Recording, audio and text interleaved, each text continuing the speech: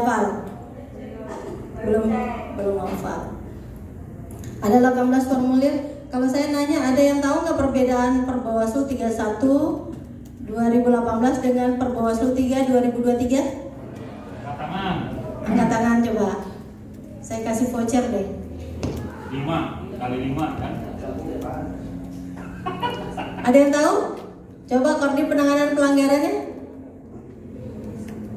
Koordinat apa kalian dipenuh? Koordinat PP? Coba koordinat PP-nya angkat tangan coba.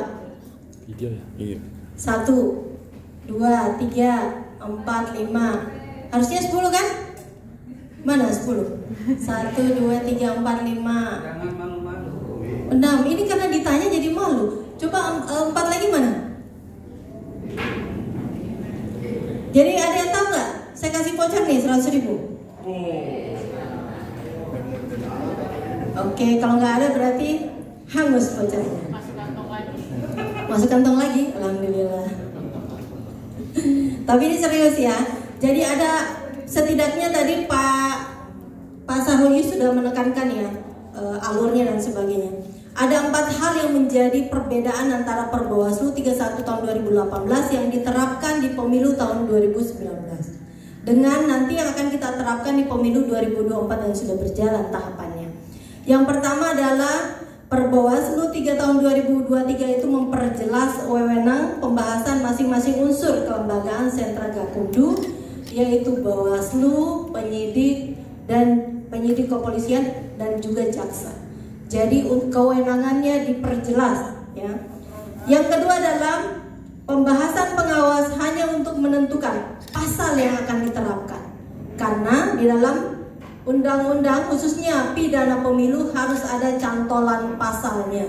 Kita nggak boleh menduga-duga ini pelanggaran pidana pemilu, karena semua terkait dengan pelanggaran pidana harus ada cantolan pasalnya, baik di Undang-Undang 7 tahun 2017 dan Undang-Undang 10 tahun 2016. Nah, pembahasan pengawas selain tadi menentukan pasal yang akan diterapkan, lalu mencari dan mengumpulkan bukti awal dan menilai kecukupan bukti permulaan. Yang ini yang menjadi kendala Jakarta Timur kemarin ya, ketika melakukan penanganan pelanggaran untuk pidana pemilu terkait dengan politik uang. Jadi saksinya kabur, betul nggak? Bukti-buktinya ya bukan kabur juga ya. Buktinya itu kalau misalnya 20.000-nya yang disampaikan dengan 20.000 sudah digunakan, lalu 20.000 digantikan sama-sama duit kan? Tapi kok nggak bisa menjadi bukti gitu? Apa benar?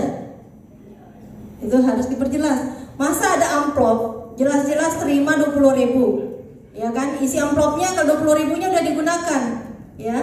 Lalu kemudian dari 20.000 itu diganti sama yang saksi. Katanya buktinya ini udah nggak berlaku ya.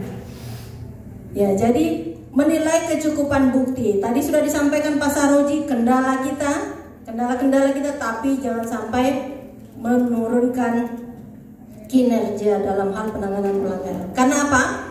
Misalnya tadi politik uang, jelas sekali bahwa negara kita ini kan sedang terancam juga dengan perilaku korupsi. Betul nggak?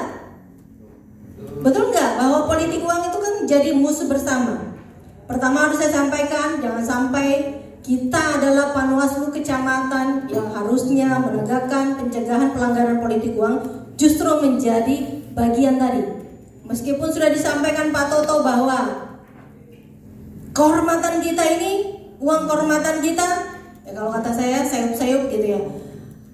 Tapi itu harus menegakkan kehormatan kita. Jangan sampai masuk angin. Sepakat nggak? Kok suaranya nggak ada nih? Sepakat nggak? Jangan sampai jadi pelaku dan penerima politik uang. Jadi pembahasan pengawas atau mengumpulkan bukti awal dan menilai kecukupan